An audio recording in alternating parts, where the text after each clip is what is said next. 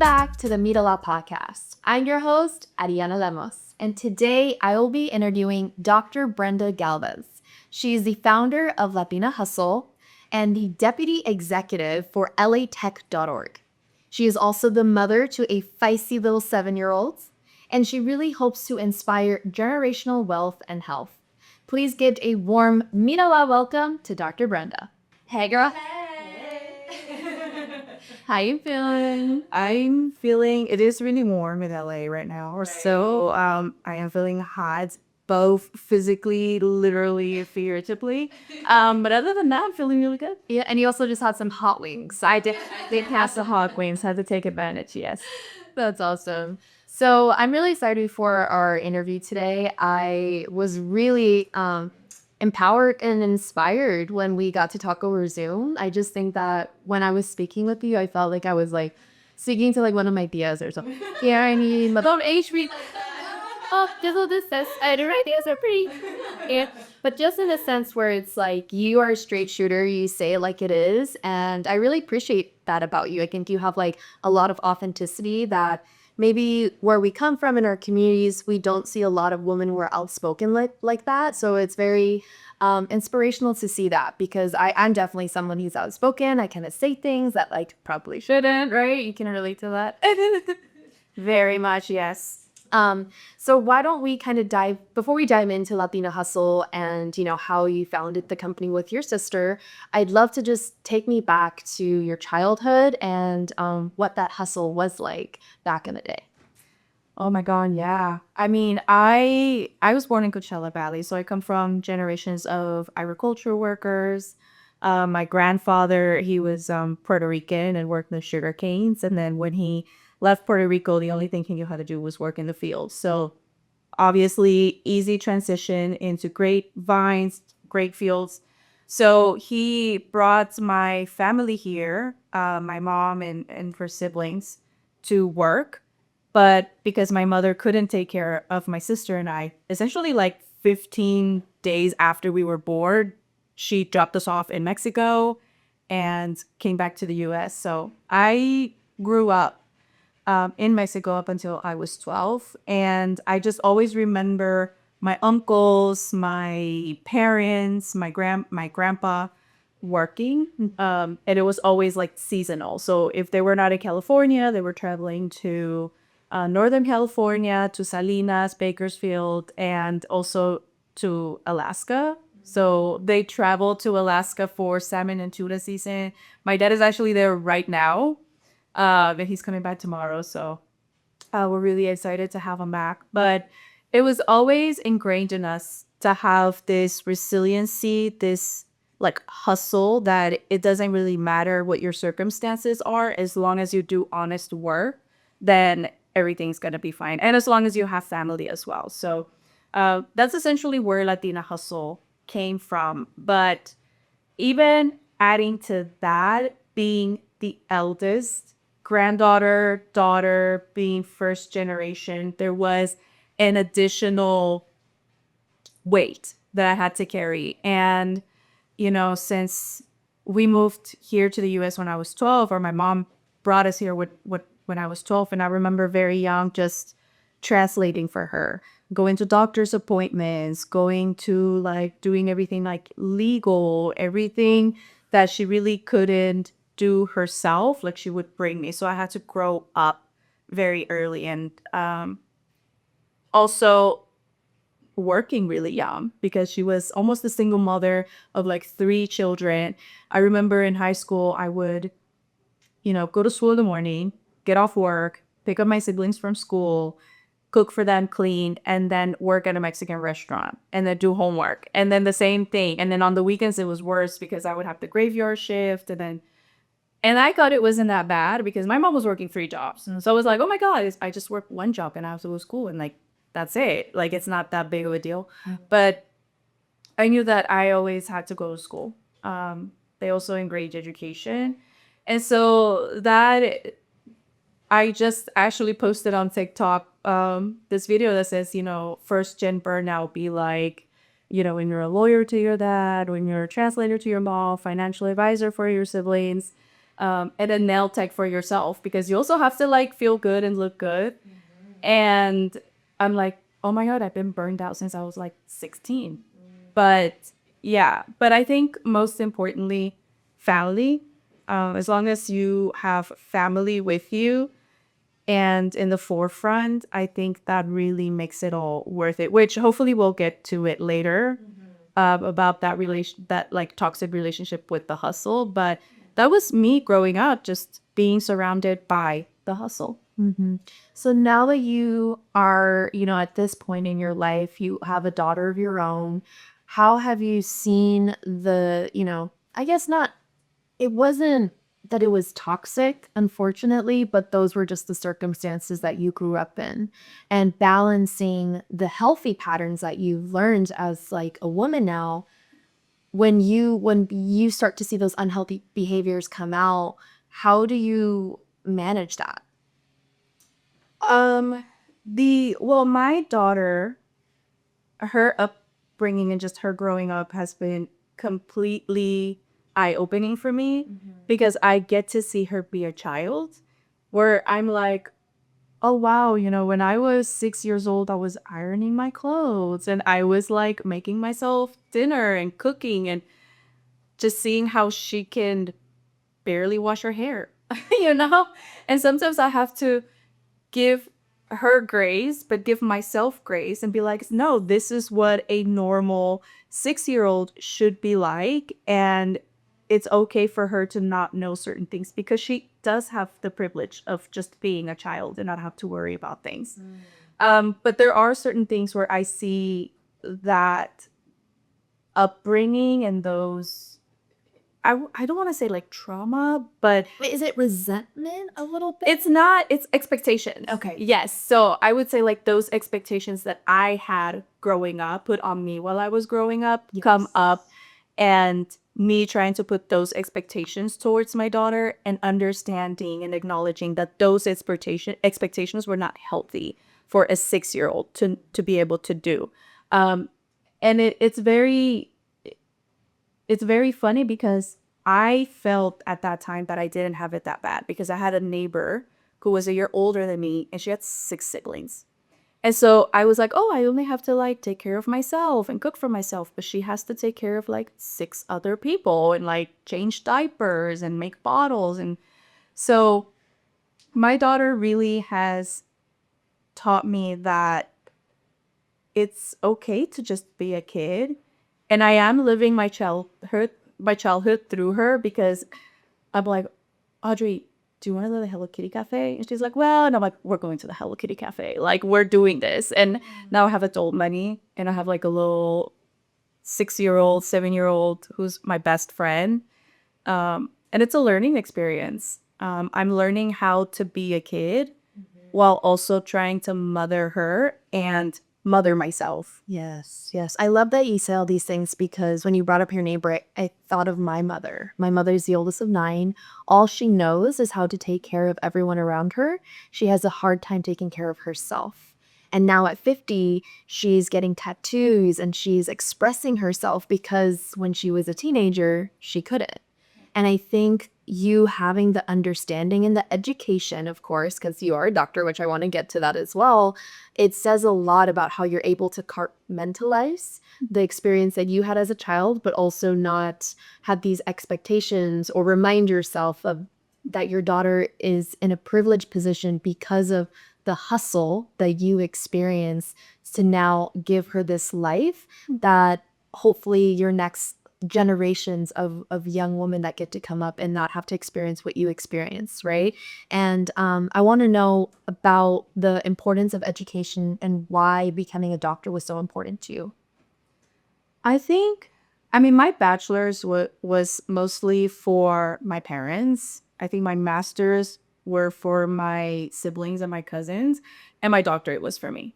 So, like I mentioned, being really young, it was very instilled in me that in order to move forward and have that financial freedom, like I had to get an education. Like there was no option for me. Nobody knew what that was going to look like. I had to navigate systems where I didn't really belong.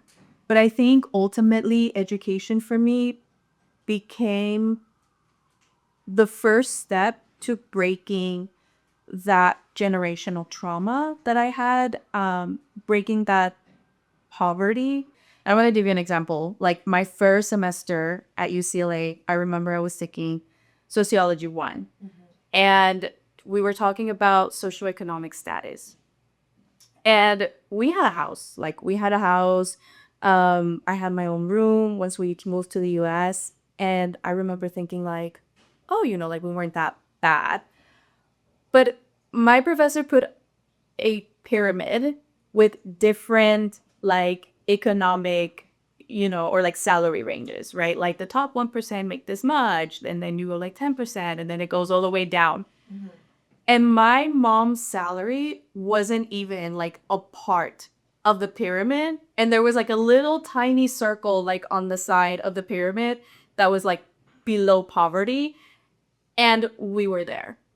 And I remember that moment I was sitting there and I was like, what do you mean we're like below poverty? Like we had food, like we didn't have a lot of food, but like we have food. I have my own room.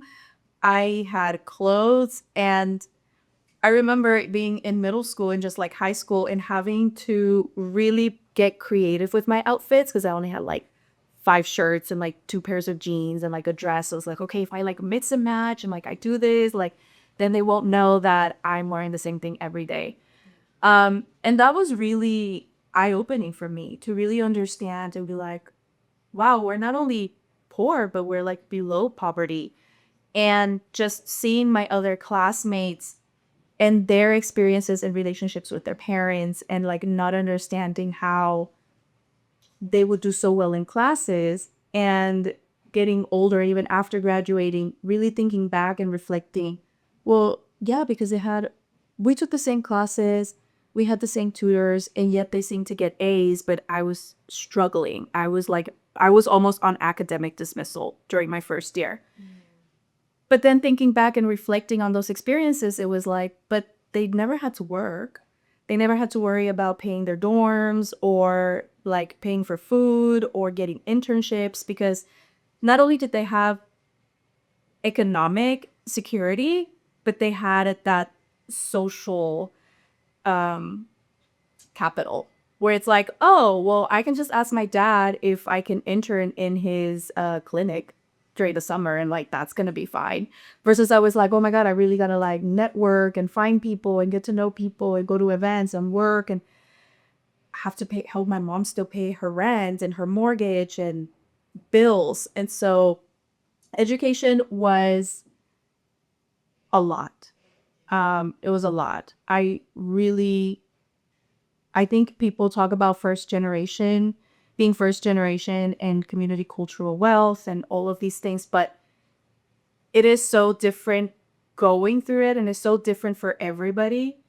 And I am honestly just glad that I survived. Yeah. Like anything after that experience, I was like, oh, I can do anything. Like I really can just, if I want to start a business, I'll figure it out. Like nothing really scares me anymore. Like I do get scared, but the way that I see it now is like, well, fear just means that you are getting out of your comfort zone.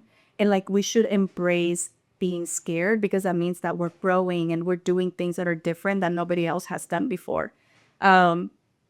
Yeah, those are the whole like story about like just what education meant for me. Yeah, but I think, oh, God, like hearing you speak, like I know I mentioned my tias earlier. My tias are no, but they also got their masters, and very similar to you, just experience like all the things that you experience, and I have so much empathy for you, and for my tias, because like you guys are such strong women, and we're here today sharing your story. And I think like giving yourself grace and knowing all the things that you guys went through and to share it is like, it's a movie. And I think we discussed this in the Zoom the first time we talked, like your life is seriously a movie, and all the things, and we didn't even get into the details, y'all, of like the things that you've experienced, right? But I think it's made you that resilient woman that you are today, to have no fear. And even if you do have fear, you do it scared. And I think that's really the message that I think I want all of the audiences and everyone listening to understand is that like when you're called to do a a high mission, you feel called to have like high purpose, God, the universe, will put you in situations in life that will test you. And I think from your childhood up until now, like you've been tested, but you've shown that you can overcome all of the challenges that come your way. MíraLA.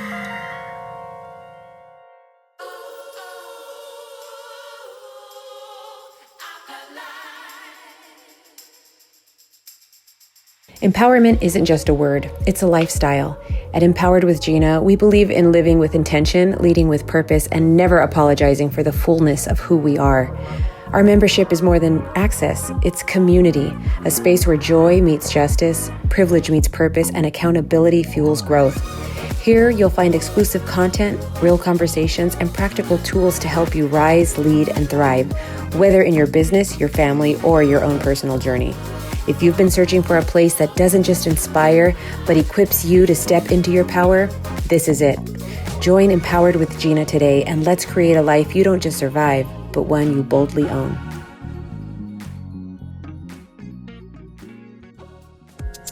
MíraLA.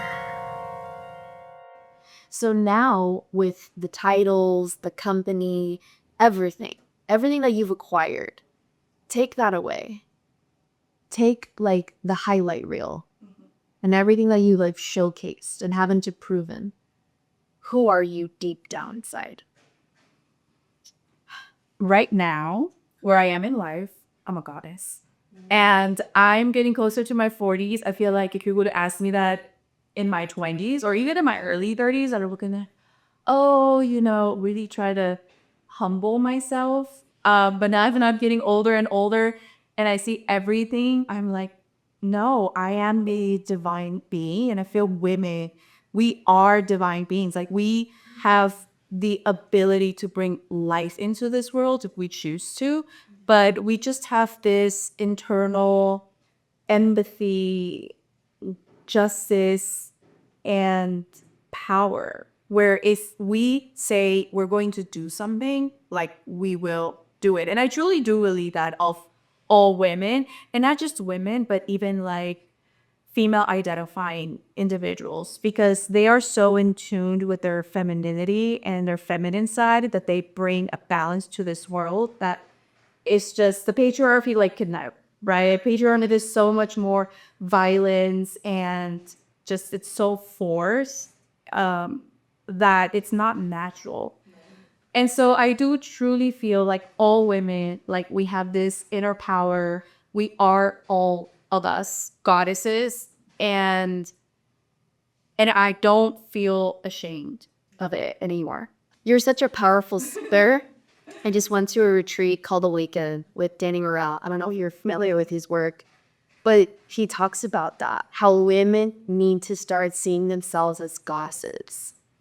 And we just haven't been shown that. We haven't been shown that in media. We haven't been shown that, especially like coming from our immigrant family, being first gen, second gen. Like it's to see ourselves and to put ourselves on such a pedestal is like an idea that like, what? I don't even know how to receive. How do you expect me to see myself as a goddess? But that's truly who we are to our core. And when you talk about femininity, the masculine is the doing. It's the forcing. It's the going and moving. Whereas the feminine is receiving. It's being. And I think what I feel and what I see in you is like you are now embodying just being yourself and being who you are and knowing that you don't have to do too much, right? Whereas like prior in your 30s and your 20s and when you were younger, like all you knew was the hustle. All you knew was doing and taking action.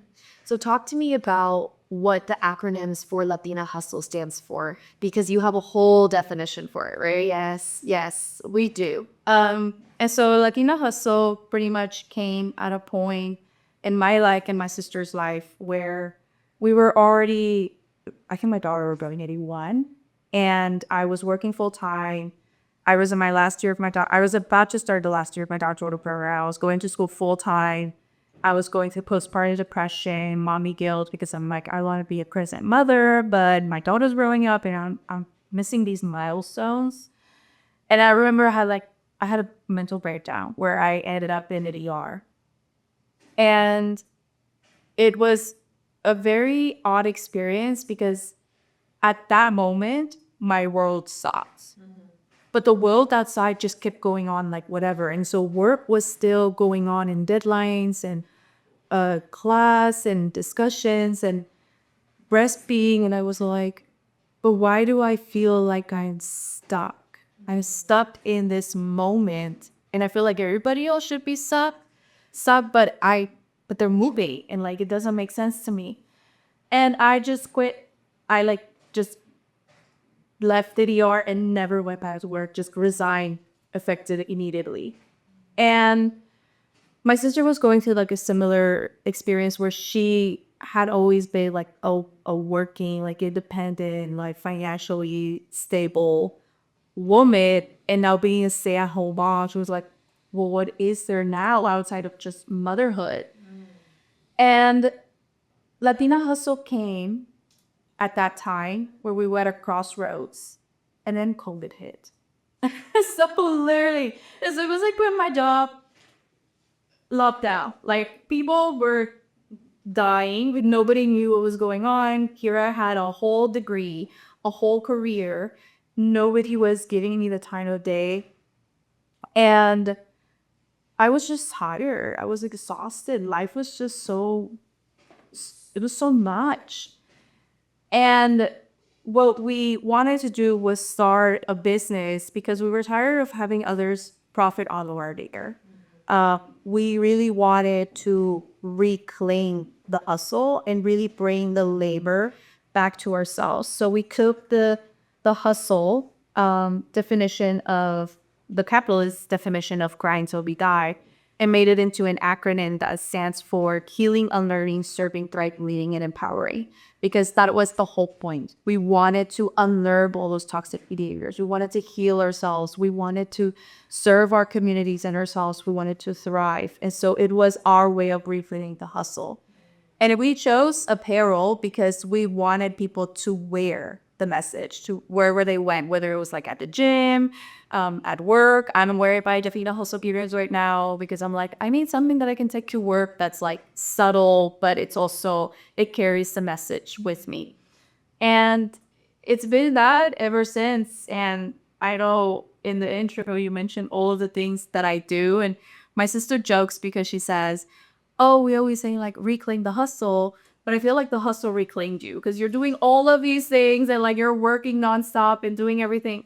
But the difference is that all of the things that I choose to do now are for me and for my community. Like I don't sign on to do something that I don't feel will bring me something back, whether it's monetary, because, money is important, spiritually, or just, something just for me that I know I'm doing something. Gosh. I don't even know where to follow up. Like, you're an amazing speaker. Do you do public speaking? Oh my God. So I am a career counselor too. Like I do a lot, and I'm an INFJ, and I'm very introverted. But yes, so after this, I'm gonna like knock out for like 5 hours. But I've been forced to do so much public speaking that it just comes so naturally. Like if you knew my internal dialogue right now, I'm like, can I say bad words? I'm shitting bricks. No, once I get going, once I'm on a roll, like I'm just on a roll. Yeah, no, you're killing it. Like I'm like clip, clip, clip, clip. Like it's so good. I do have really good snippets. I've learned that. Okay, so why don't we talk about leadership? Since you said you mentioned that a little bit. What does leadership look like for you on the days when you're not feeling powerful? Oh, that's a good question. I think just being authentically myself. It's so funny because during COVID, we were all on Zoom. And then we had like that transition in like 2021 where people were like I actually got to meet people that I had been Zooming for months. And everybody would be like, wow, you're a lot shorter than I thought you were. And I'm like, because I have a big presence. You know, like I just carry this energy where people, I feel like I carry myself like I'm 6'2", but I'm really like 5'1". So every time I see like men that just give me the ick, Yeah. one thing that is, I'm like, stop giving 5'6" energy. Like it's not, and it just like they hate it. They hate it. But every space that I walk into, and I walk because I'm in tech, in the tech industry as well. It's very like male dominated, white male dominated. And one thing that I do try to do is to just show up authentically and just be myself. And I think that in itself is leadership, and it shows up as leadership because it's different, and people sometimes are not really used to, they see like the title doctor and then they have like this expectation, and if they don't see the title doctor but they're acting a certain way, I'm like, well, okay, well, you can call me doctor, you know, and that is my way to show up as myself. And so it's just being honest, and I'm a horrible liar too, so I can't even like pretend to be somebody else or say something because I'm like, I can't. I'm so with you on that. Like when it comes to authenticity, you have to honor your truth and follow your intuition, because you know what's going to make you feel good at the end of the day. And if you're doing things or saying things for the benefit of people's pleasure, what are you doing? Like that, you're doing a disservice to yourself. Yeah. Right. And I think like now I'm like gearing towards my 30s and I'm very excited. And I think what I want to carry with me is following my intuition, and especially in spaces, creative spaces primarily, where everybody has an opinion, that it's like I have a vision for what I want for myself, what I want for MíraLA, what I want for my community. And you may not see that vision, and that is okay. And maybe this is where we shake hands and we go our separate ways. Or it's an opportunity for trust to be built. Because I think at the end of the day, when you are in collaborative spaces, you have to have that trust. You may not initially see that person's, especially women's, vision at first, but if you can offer that woman trust and just let her guide you in the way that honors her truth, I think you'll be really surprised. And I think men primarily will be very surprised on what's on the other side. Yeah. Yeah. And I think for me, because I have a title and people see that title, the most powerful thing that I've witnessed so far is saying, I don't know. I think that just really unarms people, and they're like, oh, like, what do you mean? I'm like, no, like, I don't know. I mean, we'll figure it out, and like, I'll try to see if I can do it, but like, I don't know. And it's just a very, you can see people's faces shift to like, oh, like, she's just a person. And I've noticed it also with my daughter, where, you know, like, your parents are like everything and they know everything. And sometimes I'll be like, Audrey, I don't know. And she's like, well, now she's like, we'll Google it. She's like, we'll take out your phone, we'll ask ChatGPT. Anyway, yes, like, does she know which chat? But she does know ChatGPT. Like, you can't lie to kids anymore. I'll be like, Audrey, I'm gonna get that to you in 2 minutes. And then she's like, set the timer. I'm like, don't. Oh, like she's feisty.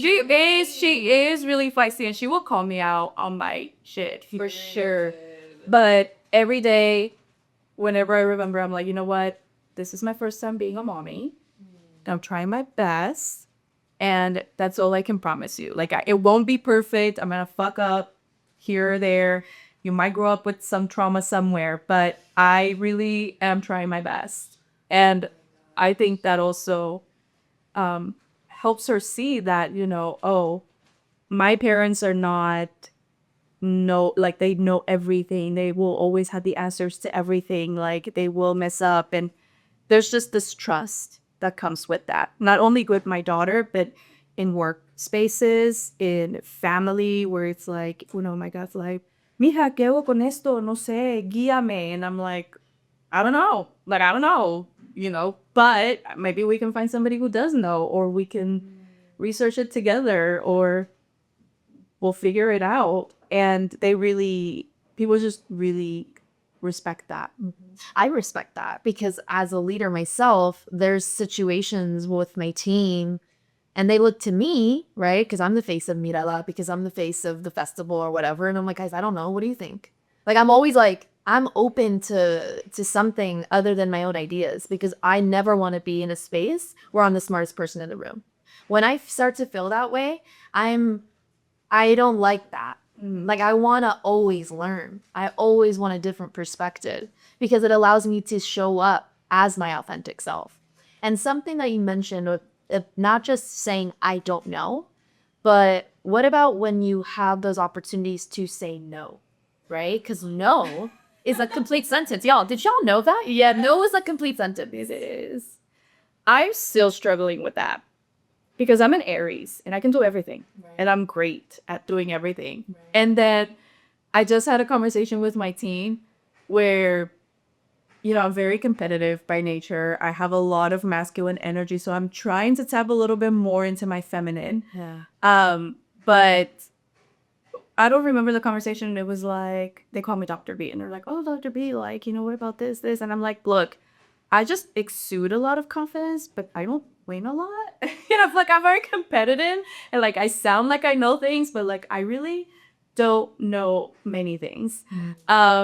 And the thing that I have been struggling the most is when to say no and what are healthy boundaries. Because I was taught that I had to serve, that I had to always be there for everybody and be the everything for everybody. And even if it wasn't directly communicated that way, internally, that was the message that I was receiving. And even at work, like, don't show up if you're not feeling well. And I'm like off in my bed, like answering emails, like on Slack, doing this texting, and, what are we going to do for dinner? What are we going to do for this? And taking time to rest and not taking on extra projects and just say, no, I'm not going to do that, has been still. But I'll get it in my 40s for sure. That's the goal. Like, I know I'm so excited for my 40s that I'm just like, my 40s, I mean, my late 30s now, I'm 37, but I'm like, okay, yes, I see the momentum. And I know in the next 3 years, right now, I'm running, but in my 40s, like right now I'm thriving. In my 40s, I'm gonna live. I'm gonna the plan is go from survival mode to living mode. And I'm gonna travel as much as I want. I'm gonna start playing the drums. I'm gonna start playing the drums this year, I promise myself. Yes. But, all the things I wanted to do in high school and college that I didn't have time to, I'm gonna do all of it because I'm gonna be financially, and I'm planning it now, I'm gonna be financially secure for the next 3 generations. I carry 3 generations on my back. I have my mom, myself, and my daughter. And in my 40s, I'm gonna get my mommy makeover. I'm gonna be a whole new person. Oh my God. When you invite me back on season 10, I'm gonna be a whole different person. You're gonna be like, wow. I love that. I love that you're declaring it. And I love the way that you use I am, right? I am that I am. That is such a powerful statement. And I don't think people really understand the power behind I am belief. And to know that you are open to this whole new life, that you might not even recognize yourself, because that's the beauty of change. Change is inevitable. And the more that you have resistance to that change, you're really holding yourself back to a whole new life that you never thought you could live. Yes. And you are declaring that. And it's very powerful, because I think, again, as women, we've been programmed to think that as we get older, we should start slowing down, or, we shouldn't take on as many things. And you're kind of saying the opposite. Like, I'm ready to live my life. I'm ready to do all the things that I didn't get to do when I was a teenager, or was in my 20s or my 30s. And I think that's powerful shit. Yeah.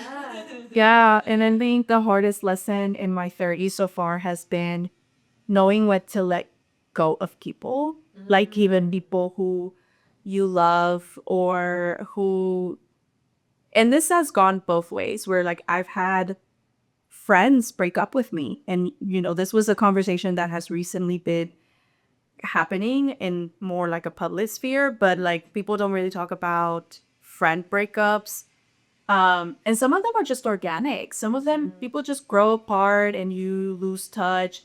But there's just that sadness that it's like, oh, we used to share all of these experiences and dreams and goals, and just knowing when to let go of people, places, situations, energies that just don't serve you anymore, and how painful that can be. And I just remind myself that I chose to be here in this life, in this timeline, and I'm here to learn lessons because I want to be in this.